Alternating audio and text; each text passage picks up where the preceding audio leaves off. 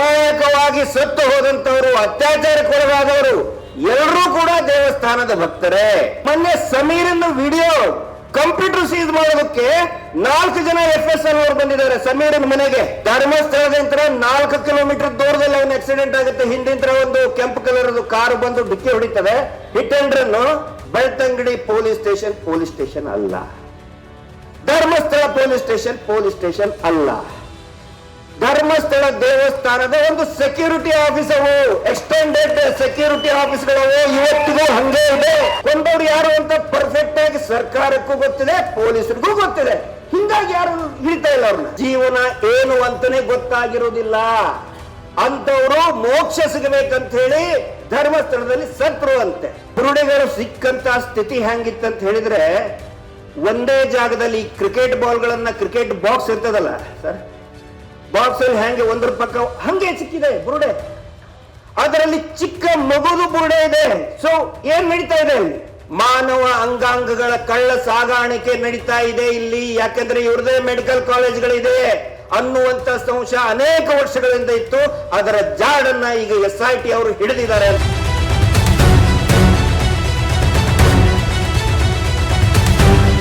Sir, 4ನೇ ತಾರೀಕಿಗೆ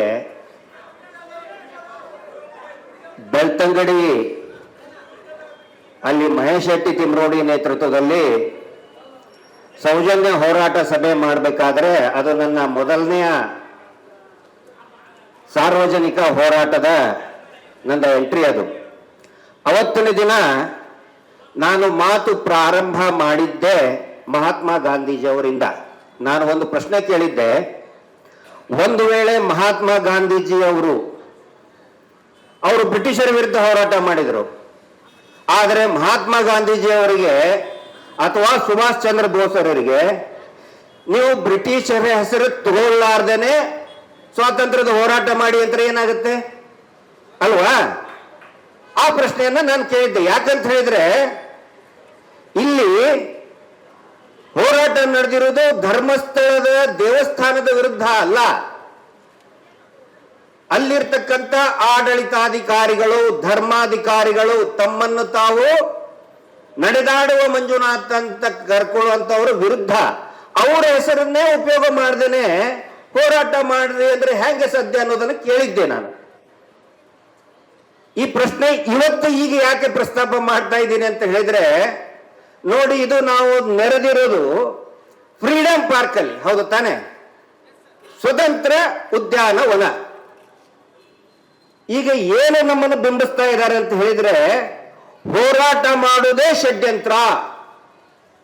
ಈ ನಕಲಿ ದೇವ ಮಾನವನ ವಿರುದ್ಧ ಹೋರಾಟ ಮಾಡಿದ್ರೆ ಅದು ಷಡ್ಯಂತ್ರ.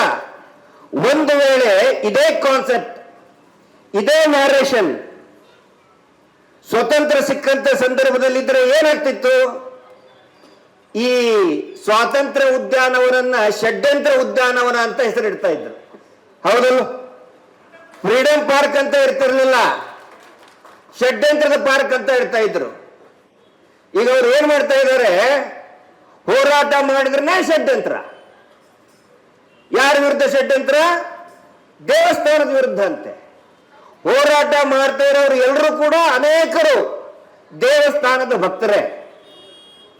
ಅಮಾಯಕವಾಗಿ ಸತ್ತು ಹೋದಂತವರು, ಅತ್ಯಾಚಾರಕ್ಕೊಳಗಾದವರು ಎಲ್ಲರೂ ಕೂಡ ದೇವಸ್ಥಾನದ ಭಕ್ತರೇ. ಅಲ್ಲಿ ನೇತ್ರಾವತಿಯಲ್ಲಿ ತೇಲದಂತ ಹೆಣಗಳು ಬಂದವರು ಯಾರವರು? ಭಕ್ತಾದಿಗಳು, ಹಿಂದೂ ಭಕ್ತಾದಿಗಳವರು. ಅವರು ನ್ಯಾಯಕ್ಕೋಸ್ಕರ ನಾವು ಆಗ್ರಹ ಮಾಡಿದ್ರೆ ದೇವಸ್ಥಾನದ ವಿರುದ್ಧ ಅಪಪ್ರಚಾರ ಅಂತ ಹೇಳ್ತಾ ಇದ್ದಾರೆ. ಷಡ್ಯಂತ್ರ. ಷಡ್ಯಂತ್ರ ಯಾವುದು? ಸೌಜನ್ಯ ಪ್ರಕರಣದ ಬಗ್ಗೆ ಸಾಕಷ್ಟು ಜನಕ್ಕೆ ರೋಷ, ಆವೇಶ, ಹಂಬಲ ಇದೆ. ಎಲ್ರಿಗೂ ಕೂಡ ಗೊತ್ತಿರಲಿಲ್ಲ, ಅನೇಕರಿಗೆ ಈ ವಿಷಯ ಗೊತ್ತಿಲ್ಲ. ಸೌಜನ್ಯ ಪ್ರಕರಣದ ದೂರುದಾರರು, ಕಂಪ್ಲೇನೆಂಟ್ ಅಂತ ಇರ್ತಾರೆ. ಸೌಜನ್ಯ ಅಂದ್ರೆ it is a brutal rape and murder case. ಯಾವಾಗ ಒಂದು ಮಗಳು, ಬಾಲೆ ಅತ್ಯಾಚಾರ ಆಗುತ್ತೆ ಅಥವಾ ಕೊಲೆ ಆಗುತ್ತೆ, ಅವಾಗ ತಾಯಿ ದೂರುದಾರರಾಗ್ತಾಳೆ. Mother should become complainant. ಆದರೆ ಸೌಜನ್ಯ ಪ್ರಕರಣದಲ್ಲಿ ಇದುವರೆಗೂ ಕೂಡ ಸೌಜನ್ಯಳ ತಾಯಿಯಿಂದ ದೂರು ಪಡೆದೇ ಇಲ್ಲ. ಇದು ಎಲ್ರಿಗೂ ಗೊತ್ತಿರಲಿ. ಯಾವುದು ಷಡ್ಯಂತ್ರ? ದೂರು ಕೊಟ್ಟವರು ಯಾರು? ತಂದೆನೂ ಅಲ್ಲ. ಪ್ರಾರಂಭದಲ್ಲಿ ಸೌಜನ್ಯಾಳ ಅಂಕಲ್ ಜಗದೀಶ್ ಗೌಡ್ರ ಕಡೆ ಅಂತ ತಗೋತಾರೆ, ಆಮೇಲೆ ಅವ್ರ ತಂದೆ ಚಂದಪ್ಪ ಗೌಡ್ರ ಕಡೆ ಅಂತ ತಗೊಳ್ತಾರೆ. ಅದಕ್ಕೂ ಒಂದು ಕಾರಣ ಇದೆ ನೀಲಕ್ಕ, ಯಾಕೆ ಅವ್ರ ಕಡೆ ಅಂತಾನೆ ಕಂಪ್ಲೇಂಟ್ ತಗೋತಾರೆ ಅಂತ ಹೇಳಿದ್ರೆ, ಸೌಜನ್ಯಾಳ ತಂದೆ ಕ್ಲಾಸ್ 3 ಕಾಂಟ್ರಾಕ್ಟರ್ ಇರ್ತಾರೆ. ಕೃಷಿ ಜೊತೆಗೆ ಅವ್ರು ಕ್ಲಾಸ್ 3 ಕಾಂಟ್ರಾಕ್ಟ್ ಕೂಡ ಮಾಡ್ತಾರೆ. ಸಣ್ಣ ಪುಟ್ಟ ಏನಾದ್ರು ಒಳಚರಂಡಿ ಅದು ಇದು ಅಂತ ಹೇಳಿದ್ರೆ ಅವರು ಕ್ಲಾಸ್ 3 ಕಾಂಟ್ರಾಕ್ಟರ್ ಇರ್ತಾರೆ. ಅವರ ಮಾವರು ಕೂಡ ಸಣ್ಣ ಪುಟ್ಟ ಕಾಂಟ್ರಾಕ್ಟ್ ಮಾಡ್ತಾ ಇರ್ತಾರೆ. ಅವರನ್ನೇ ಯಾಕೆ ತಗೊಳ್ತಾರೆ ಅಂತ ಹೇಳಿದ್ರೆ, ಧರ್ಮಸ್ಥಳದಲ್ಲಿ ಈ ನಕಲಿ ದೇವಮಾನವನ ಅನುಮತಿ ಇಲ್ಲದೆ ಯಾರಿಗೂ ಒಂದು ಕಾಂಟ್ರಾಕ್ಟ್ ಸಿಗಲ್ಲ. ನಾಳೆ ಇವನಿಗೆ ಕಾಂಟ್ರಾಕ್ಟ್ ಕೊಡ್ತೀನಿ ಅನ್ನೋ ಆಸೆ ಹಚ್ಚಿ ಅಥವಾ ನಿನಗೆ ಕೊಡಲ್ಲ ಅಂತ ಹೇಳಿ ಹೇಳಿಕೆ ಉಲ್ಟಾ ಪಲ್ಟಾ ಮಾಡಬೇಕು ಅಂತ ಹೇಳಿ ತಾಯಿಯನ್ನ ಬದಿಗೆ ಇಟ್ಟು ತಂದೆಯಿಂದ ಮತ್ತು ಅಂಕಲ್ನಿಂದ ಮಾವನಿಂದ ದೂರನ್ನ ದಾಖಲೆ ಮಾಡ್ಕೊಳ್ತಾರೆ. ಇದು ಅತ್ಯಾಚಾರಿಗಳನ್ನ ರಕ್ಷಣೆ ಮಾಡುವಂತಹ ಮೊದಲನೇ ಷಡ್ಯಂತ್ರ. ಷಡ್ಯಂತ್ರ ಹೌದಲ್ಲ ಇದು?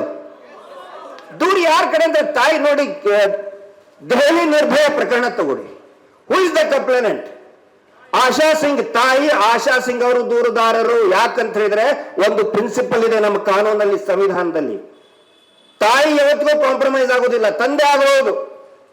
ತಾಯಿ ಯಾವತ್ತಿಗೂ ತನ್ನ ಮಕ್ಕಳ ನ್ಯಾಯದ ಬಗ್ಗೆ ಅವಳು ಕಾಂಪ್ರಮೈಸ್ ಆಗೋದಿಲ್ಲ. ಹಿಂಗಾಗಿ ಯಾವುದೇ ಸೆಕ್ಷುವಲ್ ಅಬ್ಯೂಸ್ಮೆಂಟ್ ಇದ್ರೆ ತಾಯಿ ಕಡೆ ಅಂತಾನೆ ಕಂಪ್ಲೇಂಟ್ ತಗೋತಾರೆ. ನಾವು ನೌಕರಿಯಲ್ಲಿ ಬರಿಬೇಕಾದ್ರೂ ಕೂಡ ಸರ್ವಿಸ್ ತಗೋಬೇಕಾದ್ರೆ ಬಾಂಡ್ ಇನ್ಶೂರೆನ್ಸ್ ಕೊಡ್ಬೇಕಾದ್ರೆ ಯಾರ ಹೆಸರು ಹಾಕ್ತೀವಿ? ಫಸ್ಟ್ ನಾಮಿನಿ ಯಾರು? ತಾಯಿ. ತಾಯಿಗೆ ಆ ಒಂದು ಸಂಬಂಧ, ಒಂದು ಕಳಕಳಿ ಇರ್ತದೆ ಮಕ್ಕಳ ಬಗ್ಗೆ. ಇಲ್ಲಿ ತಾಯಿಯನ್ನ ಸಂಪೂರ್ಣವಾಗಿ ದೂರಿಡ್ತಾರೆ. ಬರೀ ಕಂಪ್ಲೇನೆಂಟ್ ಇಷ್ಟೇ ಇಲ್ಲ, ಒಂದು ಸಾಕ್ಷಿ ಕೂಡ ಮಾಡಲ್ಲ ತಾಯಿ ಕುಸುಮಾವತಿನ. ಅದು ಷಡ್ಯಂತ್ರ. ಸಂತೋಷ್ ರಾವ್ನ ಹಿಡಿದುಕೊಟ್ಟವ್ರು ಯಾರು?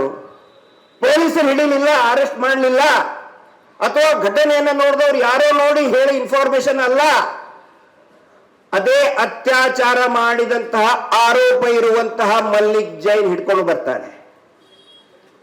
ಪೊಲೀಸರು ಹಿಡದೇ ಇಲ್ಲ ಸಂತೋಷ್ ರಾವ್ನ, ಅರೆಸ್ಟೇ ಮಾಡಲಿಲ್ಲ. ಬಾಹುಬಲಿ ಬೆಟ್ಟದಿಂದ ಅದು ಯಾವಾಗ? ಸೌಜನ್ಯ ಮಿಸ್ ಆಗಿ 2 ದಿನ ನಂತರ 11ನೇ ತಾರೀಕಿಗೆ ಅದೇ ಧರ್ಮಸ್ಥಳದಿಂದ ಅವ್ರು ಹಿಡ್ಕೊಂಡು ಬರ್ತಾರೆ ಬಾಹುಬಲಿ ಬೆಟ್ಟದಲ್ಲಿ. ಅಂದ್ರೆ ಸಂತೋಷ್ ರಾವ್ ಅತ್ಯಾಚಾರ ಮಾಡಿದ್ರೆ 2 ದಿನ ಅಲ್ಲೇ ಕುಂದಿರ್ತಾನೆ ಅವನು, ನಾನು ಹಿಡ್ಕೊಂಡು ಹೋಗ್ರಿ ಅಂತ ಹೇಳಿ ಓಡ್ ಹೋಗ್ತಾ ಇರಲಿಲ್ವಾ? ಅದು ಷಡ್ಯಂತ್ರ ಹೌದು ಅಲ್ವ? ಅತ್ಯಾಚಾರಿಗಳನ್ನ ಕೊಲೆಗಡಕರನ್ನ ಮುಚ್ಚಿ ಹಾಕೋ ಷಡ್ಯಂತ್ರ ಹೌದು ಅಲ್ವ ಅದು? ನೆಕ್ಸ್ಟ್, ಸೌಜನ್ಯ ಪ್ರಕರಣದಲ್ಲಿ ಡೆಡ್ ಬಾಡಿ ಬಿದ್ದಿದೆ. ಇಲ್ಲಿ ಡೆಡ್ ಬಾಡಿ ಬಿದ್ದಾಗ FSL ಅವರು ಬರೋದಿಲ್ಲ, ಬರ್ಬೇಕು ಅಲ್ಲ, ಕಳ್ತನ ಆಗೇ ಬರ್ತಾರೆ. ಮೊನ್ನೆ ಸಮೀರನ್ನು ವಿಡಿಯೋ ಕಂಪ್ಯೂಟರ್ ಸೀಸ್ ಮಾಡೋದಕ್ಕೆ 4 ಜನ FSL ಅವರು ಬಂದಿದ್ದಾರೆ ಸಮೀರನ ಮನೆಗೆ. ಅವನು ವಿಡಿಯೋ ಮಾಡಿದ ಅಂತೇಳಿ ಅವರ ಕಂಪ್ಯೂಟರ್ ಲ್ಯಾಪ್ಟಾಪ್ ಸೀಸ್ ಮಾಡೋದಕ್ಕೆ 4 ಜನ FSL ಅವರು ಬಂದಿದ್ದಾರೆ. ಸೌಜನ್ಯ ಡೆಡ್ ಬಾಡಿ ಬಿದ್ದಿದೆ, ಯಾವ FSL ಅವರು ಕೂಡ ಬರಲಿಲ್ಲ. ಯಾವುದೇ ಫಿಂಗರ್ ಪ್ರಿಂಟ್ ತಗೊಳ್ಳಲ್ಲ. ಡಾಗ್ ಸ್ಕ್ವಾಡ್ ಬಂದಿತ್ತು, ಅಲ್ಲಿಂದಲೇ ಓಡಿಸ್ಬಿಟ್ರೆ ಡಾಗ್ ಸ್ಕ್ವಾಡ್ನ. ಡೆಡ್ ಬಾಡಿ ಹತ್ತಿರಕ್ಕೆ ಸುಳಿಯಕ್ಕೆ ಬಿಡಲಿಲ್ಲ. ಷಡ್ಯಂತ್ರ ಯಾರು ಮಾಡ್ತಾ ಇರೋದು? ಇದು ಷಡ್ಯಂತ್ರ ಅಲ್ವಾ? ನಿಜವಾದ ಅತ್ಯಾಚಾರಿ ಕೊಲೆಗಡಕರನ್ನ ರಕ್ಷಣೆ ಮಾಡುವಂತಹ ಷಡ್ಯಂತ್ರ ಹೋಗಲ್ಲ ಇದು. ಸೌಜನ್ಯ ಪ್ರಕರಣದಲ್ಲಿ 3 ಜನ ಚಾರ್ಜ್ ಶೀಟೆಡ್ ವಿಟ್ನೆಸ್. 3 ಜನ ಅಂದ್ರೆ ಚಾರ್ಜ್ ಶೀಟೆಡ್ ಅಂತ ಹೇಳಿದ್ರೆ ಅವ್ರನ್ನ ಚಾರ್ಜ್ ಶೀಟ್ ಅಲ್ಲಿ ಸೇರಿಸಿರ್ತಾರೆ. ಒಂದು ರವಿ ಪೂಜಾರಿ ನೇರವಾಗಿ ನೋಡಿರ್ತಾನೆ ಅವನು. ಆ ನಂತರ ಮತ್ತೊಬ್ಬ ಗೋಪಾಲಕೃಷ್ಣ ಅಂತ ಸ್ಲೋ ಪಾಯ್ಸನ್ ಹಾಕೊಳ್ತಾರೆ. ಹರೀಶ್ ಮಣಿವಾಳ ಆಕ್ಸಿಡೆಂಟ್, ಅದೇ ನೀಲಕ್ಕ ಹೇಳಿಲ್ಲ, ಆಕ್ಸಿಡೆಂಟ್ ಆಗಿ ಸಾಯ್ತಾನೆ ಅವನು. 3 ಜನ. ಹರೀಶ್ ಮಣಿವಾಳನ ಪ್ರಕರಣ ನೀವು ಕೇಳಿಬಿಟ್ರೆ ಧರ್ಮಸ್ಥಳದಿಂದ 4 ಕಿಲೋಮೀಟರ್ ದೂರದಲ್ಲಿ ಅವನ ಆಕ್ಸಿಡೆಂಟ್ ಆಗುತ್ತೆ. ಹಿಂದಿಂದ ಒಂದು ಕೆಂಪು ಕಲರ್ ಕಾರು ಬಂದು ಡಿಕ್ಕಿ ಹೊಡಿತದೆ, ಹಿಟ್ ಅಂಡ್ ರನ್. ದೂರ ಯಾರು ಕೊಡಬೇಕು? ಇಲ್ಲಿ ಪೊಲೀಸರು ಇದ್ದಾರೆ, ನಮ್ಮ ಸ್ನೇಹಿತರು. ಈ ಮಾತನ್ನ 2 ವರ್ಷದಿಂದ ಕೇಳ್ತಾ ಇದ್ದಾನೆ, ಒಬ್ಬರಾದ್ರೂ ಉತ್ತರ ಕೊಡಿ ಅಂತ ಹೇಳಿ. ಇಲ್ಲಿಂದ 3 ಕಿಲೋಮೀಟರ್ ದೂರದಲ್ಲಿ ಮೇ ಬಿ ಒಂದು ಬೇಕರಿ ಸರ್ಕಲ್ ನಲ್ಲಿ ಒಂದು ಆಕ್ಸಿಡೆಂಟ್ ಆಗುತ್ತೆ. ಆ ಹರೀಶ್ ಮಣಿವಾಳ ಹೆಂಡತಿ 1 ವರ್ಷದ ಮಗುನ್ ಕರ್ಕೊಂಡು ಹೋಗ್ತಾ ಇದ್ದ ಬೈಕಲ್ಲಿ. ಆ ಪ್ರಕರಣದಲ್ಲಿ ದೂರು ಕೊಡಬೇಕಾಗಿರೋದು ತಗೋಬೇಕಾಗಿರೋದು ಕಾನ್ಸ್ಟೇಬಲ್ MLC ಇಶ್ಯೂ ಮಾಡಿ ಹಾಸ್ಪಿಟಲ್ ನಲ್ಲಿ ತಗೋಬೇಕು. ದೂರು ಕೊಟ್ಟಿದ್ದು ಧರ್ಮಸ್ಥಳದ ಲಾಜಿಂಗ್ ನಲ್ಲಿ ಇರ್ತಕ್ಕಂತಹ ಜಗದೀಶ್ ಅವರಿದ್ದಾರೆ, ಅವ್ರಿಗೆ ಅರ್ಥ ಆಗುತ್ತೆ. ಧರ್ಮಸ್ಥಳದ ಲಾಜಿಂಗ್ ನಲ್ಲಿ ಇರ್ತಕ್ಕಂತಹ ಪ್ರವೀಣ್ ಗೌಡ ಬರ್ತಾನೆ ಬೆಳ್ತಂಗಡಿಗೆ. ಘಟನೆಗೆ ಅವನಿಗೂ ಏನು ಸಂಬಂಧನೇ ಇಲ್ಲ, ಘಟನೆ ಆಗಿದ್ದು ನೋಡೇ ಇಲ್ಲ ಅವನು ಬಂದು ದೂರು ಕೊಡ್ತಾನೆ. ಏನು ಅಂತ, ಹರೀಶ್ ಮಡಿವಾಳ ರ್ಯಾಶ್ ಅಂಡ್ ನೆಗ್ಲಿಜೆನ್ಸ್ ಆಗಿ ಗಾಡಿ ಓಡಿಸ್ತಾ ಇದ್ದ, ಬಿದ್ದ ಅಂತ ಕೊಡ್ತಾನೆ. ಅದೇ ಕಂಪ್ಲೇಂಟ್ ಅನ್ನೇ ತಗೋತಾರೆ. ನಾನು ಪೊಲೀಸರಿಗೆ ಕೇಳ್ತಾ ಇದ್ದೀನಿ, ಪೊಲೀಸ್ ಇಲಾಖೆಗೆ ನಮ್ಮ ಹಿರಿಯರಿಗೆ ಕೇಳ್ತಾ ಇದ್ದೀನಿ, ಸ್ನೇಹಿತರಿಗೆ ಕೇಳ್ತಾ ಇದ್ದೀನಿ. ಫ್ರೀಡಂ ಪಾರ್ಕ್ ಇದು ಮೇಕ್ರಿ ಸರ್ಕಲ್ ಅಲ್ಲಿ ಒಂದು ಆಕ್ಸಿಡೆಂಟ್ ಆಗಿ ಬಿದ್ರೆ ನಾನು ಕಂಪ್ಲೇಂಟ್ ಕೊಟ್ಟರೆ ತಗೋತೀರೇನಪ್ಪ? ಹೇಳಿ, ಕಾನೂನು ಇದೆಯಾ? ಈ ದೇಶದ ಕಾನೂನು ಇದೆಯಾ? ಹಂಗೆ ಇಲ್ಲ. ಧರ್ಮಸ್ಥಳದಲ್ಲಿ ಮಾತ್ರ ಎಲ್ಲಾ ಕಾನೂನುಗಳು ಚೇಂಜ್. ಯಾಕಂತ ಹೇಳಿದ್ರೆ ಆ ಹರ್ಷೇಂದ್ರ ಹೇಳಿದಂತಹ ಮಾತನ್ನೇ ಬರ್ಕೊಳ್ಳೋದವರು. ಪದೇ ಪದೇ ನಾನು ಹೇಳುದು, ಬೆಳ್ತಂಗಡಿ ಪೊಲೀಸ್ ಸ್ಟೇಷನ್ ಅಲ್ಲ, ಧರ್ಮಸ್ಥಳ ಪೊಲೀಸ್ ಸ್ಟೇಷನ್ ಅಲ್ಲ. ಧರ್ಮಸ್ಥಳ ದೇವಸ್ಥಾನದ ಒಂದು ಸೆಕ್ಯೂರಿಟಿ ಆಫೀಸ್ ಅವು, ಎಕ್ಸ್ಟೆಂಡೆಡ್ ಸೆಕ್ಯೂರಿಟಿ ಆಫೀಸ್ಗಳವು, ಇವತ್ತಿಗೂ ಹಂಗೆ ಇದೆ. ಷಡ್ಯಂತ್ರ ಅಲ್ವಾ? ಆನೆ ಮಾವುತನ ಕೇಸು ಬಹಳ ಚಂದ ವಿವರಿಸಿದ್ರು ನಮ್ಮ ಬಾಲನ್ ಸರ್. ಆನೆ ಮಾವುತನ ಕೇಸ್ನಲ್ಲಿ ದೂರು ಕೊಟ್ಟವ್ರು ಯಾರು? ಆನೆ ಮಾವುತನ ಕೇಸ್ನಲ್ಲಿ ಯಾರು ಕೊಲೆ ಮಾಡಿದಾನೆ ಅನ್ನೋ ಆರೋಪ ಇದೆ, ಅವನೇ ದೂರು ಕೊಟ್ಟಿದ್ದು. ಈಗ ಗಣೇಶ್ ಬರ್ತಾನೆ, ಬೇಕಾದ್ರೆ ಗಣೇಶನ ಕಡೆ ಅಂತ ಕೇಳ್ಕೊಳ್ಳಿ ನೀವು. ಅವನ ತಂದೆ ಹೆಣ ಗುಡಿಸಲಲ್ಲಿ ಬಿದ್ದಿದೆ, ಹೆಂಡತಿ ಸುಂದರಿ ಇದ್ದಾಳೆ, ಹೋಗ್ತಾಳೆ ಪೊಲೀಸ್ ಸ್ಟೇಷನ್ಗೆ, ನನ್ನ ದೂರು ತಗೊಳ್ಳಿ ಸ್ವಾಮಿ ಅಂತ ಹೇಳಿ. ಆವಾಗ ನೀನ್ ಯಾಕೆ ಬರೋದು? ಬೇಡ, ಇದೆಲ್ಲ ನಿನಗೆ ಯಾಕೆ ಬೇಕು, ನಾವಿದ್ದೇವೆ ನೋಡಕ್ಕೆ ಅಂತೇಳಿ ಹೆದರ್ಸಿ ಕಳಿಸ್ತಾರೆ. ರಾಜೇಂದ್ರ ರೈ ಅನ್ನೋ ಒಬ್ಬನು ಈ ನಕಲಿ ದೇವಮಾನವನ ಅತ್ಯಾಪ್ತ ಲೆಫ್ಟಿನೆಂಟ್, ಅವನ ಕಡೆ ಅಂತ ದೂರು ತಗೊಳ್ತಾರೆ. ಏನು ಅಂತ, ಯಾರೋ ಒಬ್ರು ಬಂದ್ರು, ಕೊಲೆ ಮಾಡಿದ್ರು. ಆ ನಂತರ ಇನ್ನೊಂದು ಹೇಳ್ತಾರೆ ಅವರು, ಮನೆಯಲ್ಲಿರುವ ಆಭರಣ ದುಡ್ಡು ಕಳ್ಳತನ ಆಗಿದೆ ಅಂತ. ಒಂದು ಕಾಮನ್ ಸೆನ್ಸ್ ನಾನು ನಿಮಗೆ ಕೇಳೋದು ಎಲ್ರಿಗೂ, ನನ್ನ ಮನೆ ಕಳ್ಳತನ ಆದ್ರೆ ನನಗ್ ಗೊತ್ತಿರ್ತದೆ ಏನು ಕಳುವಾಗಿದೆಯೋ ಬಿಟ್ಟಿದೆಯೋ ಅಂತ, ನನಗ್ ಗೊತ್ತಿರ್ತದೆ, ಪಕ್ಕದ ಮನೆಯವ್ರಿಗೆ ಗೊತ್ತಿರೋದಿಲ್ಲ. ಇಲ್ಲಿ ಮರ್ಡರ್ ಫಾರ್ ಗೇನ್ 392 ಸೆಕ್ಷನ್ ಹಾಕ್ಸೋದಕ್ಕೆ ರಾಜೇಂದ್ರ ರೈ ಏನು ಅಲ್ರಿ, ಅವನು ದೂರುದಾರ, ಅವನಿಗೆ ಮನೆಗೂ ಸಂಬಂಧ ಇಲ್ಲ, ಜಾಗಕ್ಕೂ ಸಂಬಂಧ ಇಲ್ಲ, ಏನೂ ಇಲ್ಲ. ಅವನ ಕಡೆ ದೂರು ತಗೊಳ್ತಾನೆ. ಅವನು ಹೇಳ್ತಾನೆ ಆಭರಣಗಳು ಕಳ್ಳತನ. ಇವನಿಗೆ ಹೆಂಗ್ ಗೊತ್ತಾಯ್ತು? ಇವ್ರ ಮನೆಯೊಳಗೆ ಏನು ಆಭರಣ ಇತ್ತು ಅವನಿಗೆ ಹೆಂಗ್ ಗೊತ್ತು? ತಗೊಂಡ್ರು 302, 392 ತಗೊಂಡು ಕೇಸ್ ರಿಜಿಸ್ಟರ್ ಮಾಡಿದ್ರು. 3 ಜನ ಮಕ್ಕಳು ಹೋಗಿದ್ದಾರೆ, ಗಣೇಶ, ಅಶೋಕ, ಭಾರತಿ, ಮತ್ತೆ ತಾಯಿ ಸುಂದರಿ ಹೋಗಿದ್ದಾರೆ. ನನ್ನ ಗಂಡ ಸತ್ತಿದ್ದಾನೆ ಅಂದ್ರೆ ಅವ್ರ ಕಂಪ್ಲೇಂಟ್ ತಗೊಳ್ಳೇ ಇಲ್ಲ. ಇದು ಅತ್ಯಾಚಾರಿಗಳನ್ನ, ಕೊಲೆಗಡಕರನ್ನ ರಕ್ಷಣೆ ಮಾಡುವ ಷಡ್ಯಂತ್ರ ಹೌದೋ ಅಲ್ಲೋ? ಯಮುನಾ, ನಾರಾಯಣ ತಂಗಿ ಯಮುನಾ ಪೋಸ್ಟ್ ಮಾರ್ಟಮ್ ರಿಪೋರ್ಟ್ ಇದೆ ನಮ್ಮ ಹತ್ರ, ಸೋಷಿಯಲ್ ಮೀಡಿಯಾದಲ್ಲಿ ನಾವೆಲ್ಲ ಬಿಟ್ಟಿದ್ದೀವಿ. ಅದರಲ್ಲಿ ಪೋಸ್ಟ್ ಮಾರ್ಟಮ್ ರಿಪೋರ್ಟ್ ನಲ್ಲಿ ಕ್ಲಿಯರ್ ಆಗಿ ಬರೀತಾರೆ ರೀ, ಸಸ್ಪೆಕ್ಟೆಡ್ ರೇಪ್ ಅಂತ. ವೆಜನಲ್ ಸ್ವಾಬ್ ಕಲೆಕ್ಟ್ ಮಾಡ್ಕೋತಾರೆ, FS ಅಲ್ಲಿ ಕಳಿಸ್ತಾರೆ ಬೆಳ್ತಂಗಡಿ ಪೊಲೀಸ್ ಸ್ಟೇಷನ್ ಅವರು. FS ಅಲ್ಲಿ ರಿಪೋರ್ಟ್ ತರಿಸ್ಕೋಬೇಕು ಬೇಡ, DNA ಕಲೆಕ್ಟ್ ಮಾಡ್ಕೋಬೇಕು ಬೇಡ, ಏನು ಇಲ್ಲ. ಸಿ ರಿಪೋರ್ಟ್ ಅಂತ ಹೇಳಿದ್ರೆ ಇದೇ ಕೇಸಲ್ಲಿ ಸಂತೋಷ ಅವನು ಫಿಟ್ ಮಾಡಿರ್ತಾರೆ. ಇದು ಗೊತ್ತಿರಲಿ ನಿಮಗೆ. ಸೌಜನ್ಯ ಪ್ರಕರಣಕ್ಕಿಂತ 18-19 ದಿನ ಮುಂಚೆ ಆಗಿದ್ದು ನಾರಾಯಣ ಮಾವುತನ ಕೊಲೆ. ಸೌಜನ್ಯ ಪ್ರಕರಣದಲ್ಲಿ PSI ಯೋಗೇಶ್ ಬರೀತಾರೆ, ಹಿಂದಿನ ದಿನಾನೇ ಕುಕ್ಕೆ ಸುಬ್ರಹ್ಮಣ್ಯದಿಂದ ಬಂದಿದ್ದ ಅಂತ PSI ಯೋಗೇಶ್ ಬರೀತಾರೆ, ಕೇಸ್ ಡೈರಿಯಲ್ಲಿ ಬರೀತಾರೆ. ಆದ್ರೆ 18-19 ದಿನದ ಹಿಂದೆ ಆದಂತಹ ಆನೆ ಮಾವುತ ಕೇಸ್ ನಲ್ಲಿ ಕೂಡ ಅದೇ PSI ಬರೀತಾರೆ, ಸಂತೋಷ್ ರಾವ್ ಇಲ್ಲೇ ಇದ್ದ ಅಂತ ಬರೀತಾರೆ, ಧರ್ಮಸ್ಥಳದಲ್ಲೇ ಇದ್ದ ಅಂತ ಅದೇ PSI ಬರೀತಾರೆ ರೀ. ಏನಿದು? ಸೇಮ್ ಒಬ್ಬೇ ತನಿಖಾಧಿಕಾರಿ. ಇದು ಷಡ್ಯಂತ್ರ ಅಲ್ವಾ? ಆಮೇಲೆ ಡ್ರಾಪ್ ಮಾಡ್ತಾರೆ ಅವ್ರನ್ನ, ಆಮೇಲೆ ಸಂತೋಷ್ ರಾವ್ನು ಡ್ರಾಪ್ ಮಾಡ್ತಾರೆ. ಹಕ್ಕಿ ಪಿಕ್ಕಿ, ಪಾಪ ಹಕ್ಕಿ ಪಿಕ್ಕಿ ಅವರೊಬ್ರು ಆದಿವಾಸಿ ಜನಾಂಗ, ಅವ್ರನ್ನ ಫಿಕ್ಸ್ ಮಾಡ್ತಾರೆ. ಇವ್ರಿಗೊಂದು ಚಟ ಆಗ್ಬಿಟ್ಟಿದೆ. ವೇದವಲ್ಲಿ ಪ್ರಕರಣದಲ್ಲಿ ಅವರ ಸಹೋದರಿ ಬಂದಿದ್ದಾರೆ. ನಿಮಗೆ ಕೇಳಿ ಆಶ್ಚರ್ಯ ಆಗುತ್ತೆ, ವೇದವಲ್ಲಿ ಪ್ರಕರಣದಲ್ಲಿ ಯಾರನ್ನ ಆರೋಪಿ ಅಂತ ಮಾಡಿದ್ರು? ಅವರು ಡಾಕ್ಟರ್ ಬಿಡ್ಡಪ್ಪ ಹರಳೆ ಅವರು ಬಹುಶಃ ವೀರಭದ್ರಯ್ಯ ಅವರು ಹೇಳ್ಬಹುದು ಆಮೇಲೆ, ಆ ತನ್ನ ಹೆಂಡತಿ ಸತ್ತಿದಾಳೆ ಅನ್ನೋ ಸುದ್ದಿ ಗೊತ್ತಾದ ತಕ್ಷಣ ಸ್ಕೂಟರ್ ಬರ್ತಾರೆ ಅವರು. ಸ್ಕೂಟರ್ ಅಲ್ಲಿ ಬಂದು ಗಾಬರಿ ಅಂತ ಸ್ಕೂಟರ್ ಹೋಗಿದ್ದಾರೆ, ಹೋಗಿ ನೋಡ್ತಾರೆ, ಅವಾಗ ಶುರು ಮಾಡ್ತಾರೆ. ಇವಳು ಸಾಯಕ್ ಸಾಧ್ಯ ಇಲ್ಲ, ಸಾಯಲ್ ಇತ್ತಂತ ಹೇಳಿದ್ರೆ ಇಷ್ಟೇ ಮನೆಯಲ್ಲಿನೇ ಎಷ್ಟೋ ಟ್ಯಾಬ್ಲೆಟ್ಗಳಿದ್ದು ತಗೊಂಡು ಸಾಯಬಹುದಾಗಿತ್ತಲ್ಲ. ಆ ಪ್ರಕರಣದಲ್ಲಿ ಹೋರಾಟ ಭುಗಿಲೇಳ್ತದೆ. ಆರೋಪಿ ಮಾಡಿದ್ದೆ ಅದೇ ಬಿಡ್ಡಪ್ಪ, ಡಾಕ್ಟರ್ ಬಿಡ್ಡಪ್ಪ ಹರಳೆ ಅವ್ರನ್ನ ಮಾಡ್ತಾರೆ. ಎಲ್ಲರಿಗೂ ಗೊತ್ತಿದೆ ಇದೇ ನಕಲಿ ದೇವಮಾನವನ ಕುಟುಂಬ, ಅವರ ತಮ್ಮ ಅವರೇ ಮಾಡಿದ್ದು ಅಂತ ಎಲ್ರಿಗೂ ಗೊತ್ತಿದೆ. ಆದರೂ ಸಿಕ್ಕಿದ್ಯಾರು? ಡಾಕ್ಟರ್ ಹರಳೆ. 2 ವರ್ಷ ಜೈಲಿನಲ್ಲಿ ಇರ್ತಾರೆ ಪಾಪ, 2 ವರ್ಷ ಜೈಲಿನಲ್ಲಿ ಇರ್ತಾರೆ. ಪದ್ಮಲತಾ ಪ್ರಕರಣದಲ್ಲಿ ಅವರ ಅಕ್ಕ ಬಂದಿದ್ದಾರೆ. ವಸಂತ್ ಕುಲಾಲ್ ಅಂತ ಒಬ್ಬ ಹುಡುಗ, ಲಕ್ಷ್ಮಣ್ ಗೌಡ್ರಿಗೆ ಗೊತ್ತಿದ್ದಾರೆ, ಲಕ್ಷ್ಮಣ್ ಗೌಡ್ರು ಬಂದಿದ್ದಾರೆ ಇಲ್ಲಿ. ಲಕ್ಷ್ಮಣ್ ಗೌಡರು ಹೋರಾಟ ಶುರು ಮಾಡ್ತಾರೆ. 4 ದಿನ ಪೊಲೀಸ್ ಸ್ಟೇಷನ್ ಇಟ್ಕೊಂಡು ಆ ವಸಂತ್ ಕುಲಾಲನ್ನು ಚೆನ್ನಾಗಿ ಬಡಿತಾರೆ. ಒಪ್ಕೋ ಅಂತ ಹೇಳಿ ಆ ಹುಡುಗ ಪಾಪ ಒಪ್ಕೊಳ್ಳಲ್ಲ. ಪುಣ್ಯ ಅವಾಗ ಲಕ್ಷ್ಮಣ್ ಗೌಡರು, ಬಿ ಎಂ ಭಟ್ರು ಎಲ್ಲರೂ ಕೂಡ ಹೋಗಿ ಹೋರಾಟ ಮಾಡಿದ್ದಕ್ಕೆ ಆ ಹುಡುಗನ ಬಿಟ್ಟು ಕಳಿಸ್ತಾರೆ. ವಸಂತ್ ಕುಲಾಲ್ ಅಯ್ಯಪ್ಪ ಸ್ವಾಮಿಯ ಭಕ್ತ ಅವನು.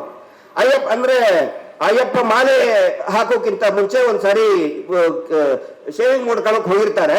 ಅವಾಗ ಅವನ್ನ ಅರೆಸ್ಟ್ ಮಾಡ್ಕೊಂಡು ಹೋಗ್ತಾರೆ.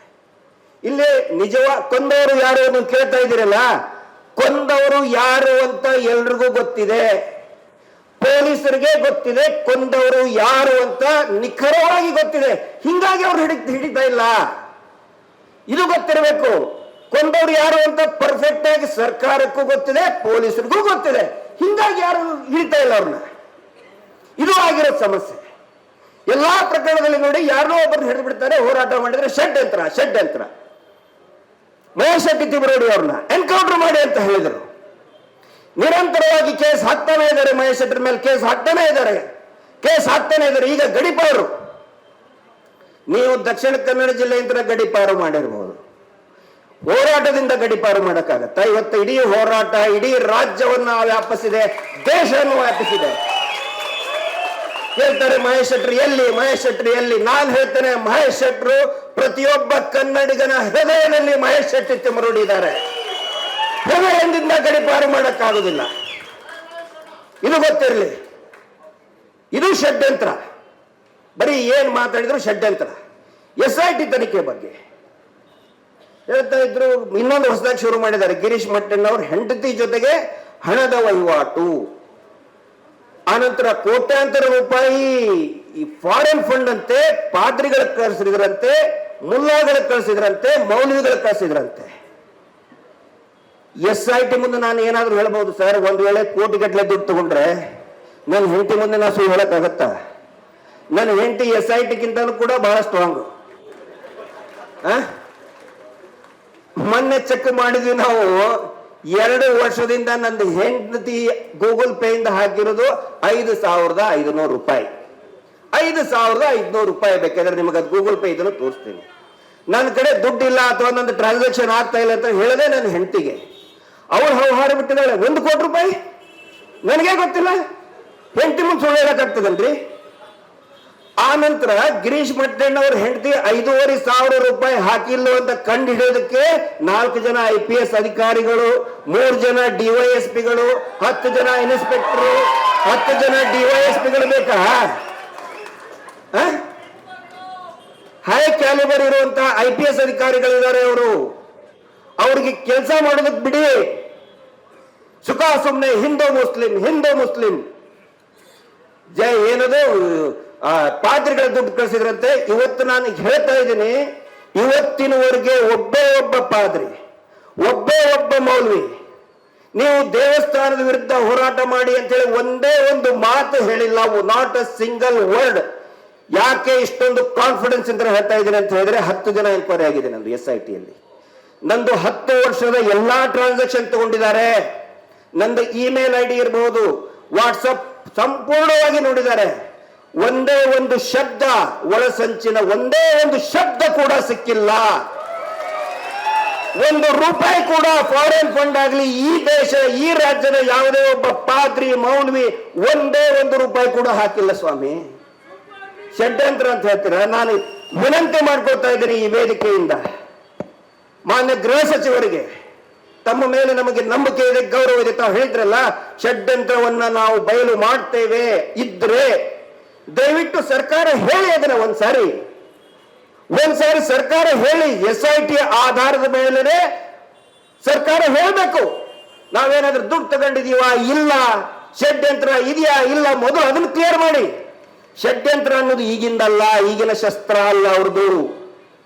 ವೇದವಲ್ಲಿ ಪ್ರಕರಣದಿಂದ ಅದೇ ಪದ್ಮಲತಾ ಹೋರಾಟ ಆಯಿತು, ಇದು ಷಡ್ಯಂತ್ರ, ಕಮ್ಯುನಿಸ್ಟರು ಷಡ್ಯಂತ್ರ.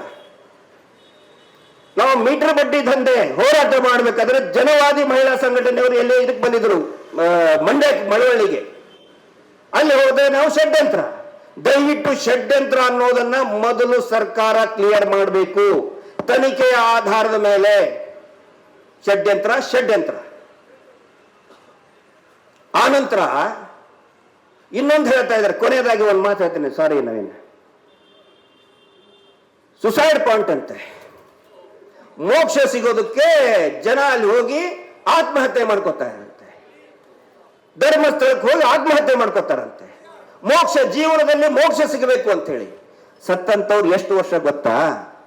ರಿಪೋರ್ಟ್ ನಾವು ತೋರಿಸಿದೀವಿ, ಹೂತು ಹಾಕಿದಂತಹ ನೋಟ್ ಇದೆ, ಅದರಲ್ಲಿ ಏನಂತ ಬರೆದಿದ್ದಾರೆ? 10 ವರ್ಷದ ಬಾಲಕಿ, 15 ವರ್ಷದ ಬಾಲಕಿ, 4 ವರ್ಷದ ಮಗು, 4 ವರ್ಷದ ಮಗು, 10 ವರ್ಷದ ಬಾಲಕಿ, 15 ವರ್ಷದ ಬಾಲಕಿಗೆ ಜೀವನ ಏನು ಅಂತಾನೆ ಗೊತ್ತಾಗಿರುವುದಿಲ್ಲ. ಅಂತವರು ಮೋಕ್ಷ ಸಿಗಬೇಕಂತ ಹೇಳಿ ಧರ್ಮಸ್ಥಳದಲ್ಲಿ ಸತ್ರು ಅಂತೆ. ಇದನ್ನು ನಾವು ನಂಬಬೇಕಂತೆ. ನಂಬಿದ್ದಾರೆ ಟಿವಿ ಚಾನೆಲ್ ಅವರು, ಕೆಲವೊಂದಿಷ್ಟು ಟಿವಿ ಚಾನೆಲ್ ಅವರು ನಂಬ್ಕೊಂಡು ಅದನ್ನೇ ಹೇಳ್ತಾ ಇದ್ದಾರೆ. ಅವ್ರಿಗೆ ಯಾವಾಗ ಬುದ್ಧಿ ಬರ್ತದೋ ಗೊತ್ತಿಲ್ಲ ಟಿವಿ ಚಾನೆಲ್ ಅವರು. ಚಿನ್ನಯ್ಯನ ಹೆಂಡತಿ ಬಗ್ಗೆ ತೋರಿಸ್ತಾ ಇದ್ದಾರೆ. ಚಿನ್ನಯ್ಯನ ಹೆಂಡತಿ ನನಗೇನು ಹೇಳಿದಾಳೆ ಹೇಳ್ತೇನೆ ಕೇಳಿ. ನನಗೆ ಮಹೇಶ್ ಶೆಟ್ಟಿ ತಿಮರೋಡಿ ಅವರಿಗೆ ಏನ್ ಹೇಳಿದಾಳೆ, ಮಹೇಶ್ ಶೆಟ್ಟಿ ತಿಮರೋಡಿ ಅವರ ಹೆಂಡತಿಗೆ ಏನ್ ಹೇಳಿದಾಳೆ ಅದನ್ನ ಸ್ವಲ್ಪ ಕೇಳಿ ಟಿವಿ ಚಾನೆಲ್ ನಾವು. ಈ ಚಿನ್ನಯ್ಯ ಅವನು ವಿಡಿಯೋ ಬಂದಾಗ ದಾಡಿ ಇದ್ದಿದ್ದಿಲ್ಲ, ಹೌದಾ ಅಲ್ವಾ? ಹಳೆ ವಿಡಿಯೋದಲ್ಲಿ ದಾಡಿ ಇಲ್ಲ, ಈಗ ದಾಡಿ ಇದೆ ಅಲ್ವಾ? ನಾನು ಎಷ್ಟು ಸಾರಿ ಹೇಳ್ತಾ ಇದ್ದೆ ಅವನಿಗೆ, ಹೋಗು ದಾಡಿ ಮಾಡಿಸ್ಕೊಂಡು ಬಾ ಅಂತ ಹೇಳಿ. ಅವನು ಹೇಳ್ತಿದ್ದ, ಇಲ್ಲ ಸರ್ ನನ್ನ ಹೆಂಡತಿ ಹೇಳಿದಾಳೆ, ನಾನು ವ್ರತ ಹಿಡಿದಿದ್ದೀನಿ, ನನ್ನ ಹೆಂಡತಿ ಹೇಳಿದಾಳೆ, ನಾವು ಹೂತಿಟ್ಟ ಶವಗಳನ್ನ ಎಲ್ಲ ಹೊರಗಡೆ ತಂದ ಮೇಲೆನೆ ನಾನು ದಾಡಿ ಮಾಡ್ಕೊಳ್ಬೇಕು ಅಂತ ಚಿನ್ನಯ್ಯ ಸ್ವತಃ ನಮಗೆ ಹೇಳಿದಾನೆ. ಅವನ ಹೆಂಡತಿ ನಮಗೆ ಹೇಳಿದಾಳೆ. ಅವನು ಏನು ಉಲ್ಟಾ ಹೊಡೆದ್ನಲ್ಲ, ಅದಕ್ಕಿಂತ ಒಂದು 4-5 ದಿನ ಮುಂಚೆ ನನಗೆ ಅವರ ಹೆಂಡತಿ ಹೇಳಿದಾಳೆ, ಸರ್ SITಗೆ ಅವ್ನು ಕೊಡಬೇಡ್ರಿ, ಹ್ಯಾಂಡ್ ಓವರ್ ಮಾಡಬೇಡಿ. ಯಾಕಮ್ಮ ಏನಾಯ್ತು? ಇಲ್ಲ ಸರ್ ಅವನಿಗೆಲ್ಲ ಗೊತ್ತಿದೆ. ಏನ್ ಗೊತ್ತಿದೆ ಕೇಳಿ, ಇದೇ ತರ ಕೇಳಿದ್ ನಾನು. ಇಲ್ಲ ನನ್ನ ಗಂಡನ ಕಡೆ ಅಂತ ಎಲ್ಲ ಮಾಡಿಸಿದ್ದಾರೆ ಸರ್ ಅವರು, ಅವನು ವಾಪಸ್ ಬರಲ್ಲ. ಇದೇ ಮಾತು ಅವನ ರಕ್ತ ಸಂಬಂಧಿಯು ಕೂಡ ನಮಗೂ ಹೇಳಿದಾಳೆ, ಸಂಬಂಧಪಟ್ಟಂತ ಸಂಸ್ಥೆಗೂ ಕೂಡ, ಹಿರಿಯ ಪೊಲೀಸ್ ಅಧಿಕಾರಿಯ ಮುಂದೆನೂ ಕೂಡ ಹೇಳಿದಾಳೆ. ಅವನ ರಕ್ತ ಸಹೋದರಿ, ರಕ್ತ ಸಂಬಂಧಿನೇ ಹೇಳಿದಾಳೆ.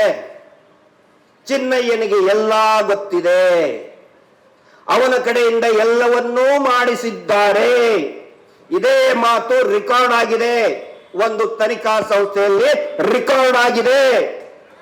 ಟಿವಿ ಚಾನೆಲ್ ಅವರು 1 ತಿಂಗಳ ಹಿಂದೆ ಚಿನ್ನಯ್ಯನ ಹೆಂಡತಿ ಹೇಳ್ತಾಳೆ, ಗಿರೀಶ್ ಮಟ್ಟಣ್ಣವರು ಯಾರು ಗೊತ್ತಿಲ್ಲ ಅಂತ. ಅದೇ ಚಾನೆಲ್ ಅವರು ಮತ್ತೆ ಹೋಗಿ ಮೈಕ್ ಹಿಡ್ಕೊಂಡು ಕುಂದಿರ್ತಾರೆ ಅವ್ರ ಮುಂದೆ.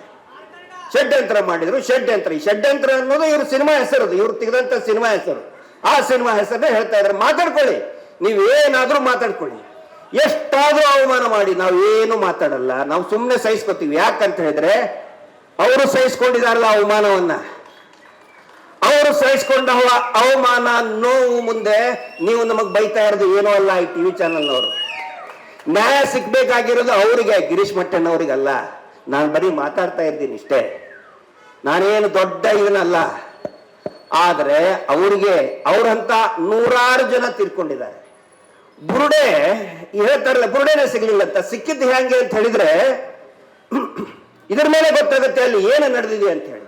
ಸಿದ್ದನಗೌಡರು ಹೇಳಿದ್ರಗಳ ಬುರುಡೆಗಳು ಸಿಕ್ಕಂತ ಸ್ಥಿತಿ ಹೆಂಗಿತ್ತಂತ ಹೇಳಿದ್ರೆ, ಒಂದೇ ಜಾಗದಲ್ಲಿ ಕ್ರಿಕೆಟ್ ಬಾಲ್ಗಳನ್ನ, ಕ್ರಿಕೆಟ್ ಬಾಕ್ಸ್ ಇರ್ತದಲ್ಲ ಸರ್, ಬಾಕ್ಸ್ ಅಲ್ಲಿ ಹೆಂಗೆ ಒಂದ್ರ ಪಕ್ಕ ಹಂಗೆ ಸಿಕ್ಕಿದೆ ಬುರುಡೆ.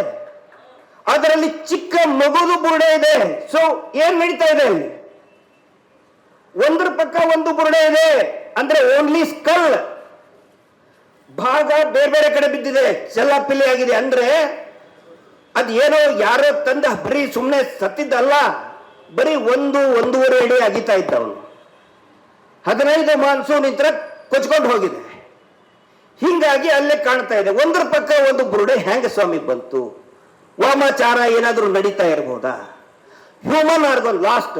ಈಗ ನಮ್ಮ ಜೊತೆಗೆ ಬಸವಣ್ಣಪ್ಪ ಒಬ್ಬ ಹಿರಿಯ ವ್ಯಕ್ತಿ, ಅದನ್ನ ಹೇಳಿ ನಾನು ಮುಗಿಸ್ಬಿಟ್ಟಿನಿ. ಒಂದೇ ಲಾಸ್ಟ್, ಸಾರಿ. ಬಿಜಾಪುರದಿಂದ ನಮ್ಮ ಲಕ್ಷ್ಮಿ ಅಕ್ಕ ಅಂತ ಬಂದಿದ್ದಾರೆ, ಮೀಟರ್ ಬಡ್ಡಿ ದಂಧೆ ಅಂತ ಒಂದೊಂದವರು. ಬೆಳಗಾವಿ ಗೋಕಾಕ್ನಿಂದ ಬಸವಣ್ಣಪ್ಪ ಅನ್ನೋರು 70+ ಅವ್ರ ದಾಖಲೆಯನ್ನು ಕೂಡ ಇಲ್ಲಿ ಕೊಟ್ಟಿದ್ದಾರೆ. ಅವ್ರ ದಾಖಲೆ ಇದೆ. ಏನಂತ ಹೇಳಿದ್ರೆ 2008ರಲ್ಲಿ ಗೋಕಾಕದ ಬೆಳಗಾವಿಯ ಘಟಪ್ರಭಾದಿಂದ ಕಾಣೆ ಆಗ್ತಾರೆ, ಮಿಸ್ಸಿಂಗ್ ಆಗ್ತಾರೆ ಅವರು. ಮೊನ್ನೆ ಏನದು ಅಸ್ಥಿಪಂಜರ ಸಿಕ್ಕಂತಹ ವ್ಯಕ್ತಿನೂ ಕೂಡ ಆಸ್ಪತ್ರೆಗೆ ಹೋಗಿದ್ರು, ವಯಸ್ಸಾದಂತವ್ರು ಅಂತ. ಇಲ್ಲಿ ಈ ಏನು ಬಸವಣ್ಣಪ್ಪ ಅಂತ ಇದಾರಲ್ಲ, ಅವ್ರ ಮೊಮ್ಮಗ ಬಂದಿದ್ದಾರೆ ಇಲ್ಲಿ, ಆಸ್ಪತ್ರೆಯಿಂದನೇ ಕಾಣೆ ಆಗ್ತಾರೆ. ಅಂದ್ರೆ ಅನೇಕ ಜನರು ಧರ್ಮಸ್ಥಳ ಅವ್ರು ಹೇಳ್ತಾರೆ, ಆಸ್ಪತ್ರೆಗೆ ಅವ್ರ ಮಕ್ಕಳು ಹೋಗ್ತಾರೆ, ಎಲ್ಲಿ ನಮ್ಮಪ್ಪ ಅಂತ ಹೇಳಿ ಧರ್ಮಸ್ಥಳದವ್ರು ಕರ್ಕೊಂಡು ಹೋದ್ರು ಅಂತ ಆಸ್ಪತ್ರೆಯವ್ರು ಹೇಳ್ತಾರೆ. ಅವರು ಕಾಣೆಯಾಗಿ 1 ವರ್ಷದೊಳಗಡೆ ಆ ಬಸವಣ್ಣಪ್ಪನ 2 ಎಕರೆ ಆಸ್ತಿ, ಬಂಗಾರ ಎಲ್ಲಾ ಧರ್ಮಸ್ಥಳ ಸಂಘದವರು, ಮೀಟರ್ ಬಡ್ಡಿ ಸಂಘದವ್ರ ಹೆಸರಿಗೆ ಆಗ್ಬಿಟ್ಟಿರ್ತದೆ. ಅವರು ಕಾಣೆಯಾಗಿದ್ದು ಧರ್ಮಸ್ಥಳದಲ್ಲಿ. ಅಂದ್ರೆ ಹಾಸ್ಪಿಟಲ್ ಟು ಹಾಸ್ಪಿಟಲ್ ಲಿಂಕ್ ಇದೆ ಇಲ್ಲಿ. ಮಾನವ ಅಂಗಾಂಗಗಳ ಕಳ್ಳ ಸಾಗಾಣಿಕೆ ನಡೀತಾ ಇದೆ ಇಲ್ಲಿ. ಯಾಕಂದ್ರೆ ಇವ್ರದೇ ಮೆಡಿಕಲ್ ಕಾಲೇಜ್ಗಳಿದೆ ಅನ್ನುವಂತ ಸಂಶಯ ಅನೇಕ ವರ್ಷಗಳಿಂದ ಇತ್ತು. ಅದರ ಜಾಡನ್ನ ಈಗ SIT ಅವರು ಹಿಡಿದಿದ್ದಾರೆ ಅಂತ ನಾನು ಅನ್ಕೊಂಡಿದ್ದೀನಿ. ಅನೇಕ ರೀತಿಯ ಅಪರಾಧಗಳಾಗ್ತಾ ಇದೆ, ಅದೆಲ್ಲರ ಒಂದು ತನಿಖೆ ಆಗಬೇಕು. ನವೀನ್ ಅವ್ರಿಗೆ ಕೊನೆಯದಾಗಿ ಮತ್ತು ಈ ವೇದಿಕೆಯನ್ನು ನನಗೆ ಕೊಟ್ಟಿದ್ದಾರೆ. ಯಾಕಂತ ಹೇಳಿದ್ರೆ ನಾನು BJP ಯುವ ಮೋರ್ಚಾ ಅಧ್ಯಕ್ಷ ಆದಂತವನು. ನನ್ನಂತವನಿಗೆ ಈ ವೇದಿಕೆ ಕೊಟ್ಟಿದ್ದಾರೆ ಅಂತ ಹೇಳಿದ್ರೆ ನಿಮ್ಮ ವಿಶಾಲ ಹೃದಯ. ನೀಲಕ್ಕನ್ನ ನಾನು station Gulbarga station Bazaar PSI ಆದಾಗ ಅವಾಗಿಂತ ಅವ್ರು ಬಂದೋಬಸ್ತ್ ಮಾಡಿದ್ದೇನೆ. ನೀಲಾಕೆ ಬರ್ತಾರೆ ಅಂದ್ರೆ ಬೆಳಗ್ಗೆಂತ ರೆಡಿ ಆಗ್ತಿದ್ವಿ, ಮಿನಿ ವಿಧಾನಸೌಧ ಎದುರುಗಡೆ ಹೋಗಿನಿಂದ. ಅವಾಗಿಂತ ಅವ್ರ ಮಾತು ಕೇಳ್ಕೊಂಡು ಬರ್ತಾ ಇದ್ದೀನಿ. ಇಲ್ಲಿ ಪಂಥ ಭೇದ ಬೇಡ ಇಲ್ಲಿ. ಯಾಕಂತ ಹೇಳಿದ್ರೆ ನಿಮ್ಮ ವಿಶಾಲ ಹೃದಯ. ಮೊದಲೇ ದಿನ ನಾನು ಸೆಪ್ಟೆಂಬರ್ ಹೇಳಿದೆ, I am not rightist, I am not leftist, but I am against rapist. Ernesto Che Guevara ಕೂಡ ಇದೇ ಮಾತು ಹೇಳಿದ್ರು. ವಿಶ್ವಸಂಸ್ಥೆಯಿಂದ ಹೊರಗಡೆ ಬಂದಾಗ ಟಿವಿ ಚಾನಲ್ ಅವ್ರು ಕೇಳಿದ್ರು, are you rightist or leftist ಅಂತ. ಚೆಗೋವೆರಾ ಒಂದೇ ಮಾತು ಹೇಳಿದ್ರು, I am neither a rightist nor a leftist, I am a realist. ಅದೇ ಮಾತನ್ನ ಇಲ್ಲಿ ಹೇಳ್ತಾ SITಗೆ ಇನ್ನು ಹೆಚ್ಚಿನ ಸ್ವಾತಂತ್ರ್ಯವನ್ನು ಕೊಡಬೇಕು. ಮತ್ತು ಮಾನ್ಯ ಸಿದ್ದರಾಮಯ್ಯವರಿಗೆ ದಯವಿಟ್ಟು ತಾವು ಹೋಗಿ ಹೇಳಿ, ಒಂದು ವೇಳೆ ಈ ನಕಲಿ ದೇವ ಮಾನವ ಜೈಲಿಗೆ ಹೋದ್ರೆ ಇಡೀ ರಾಜ್ಯ ಸಿದ್ದರಾಮಯ್ಯ ಅವ್ರನ್ನ ಕೊಂಡಾಡ್ತದೆ. BJP 20 ಅಲ್ಲ, ಬರೀ 10 ಸೀಟಿಗೂ ಕೂಡ ಲಿಮಿಟ್ ಆಗುತ್ತೆ. ಆ ಮಾತು ಸಿದ್ದರಾಮಯ್ಯನವರಿಗೆ ಒಂದು ಸಾರಿ ತಾವೆಲ್ಲರೂ ಕೂಡ ಯಾರು ಪ್ರಗತಿಪರರಿದ್ದೀರಿ ದಯವಿಟ್ಟು ಒಂದು ಮಾತು ಹೇಳಿ.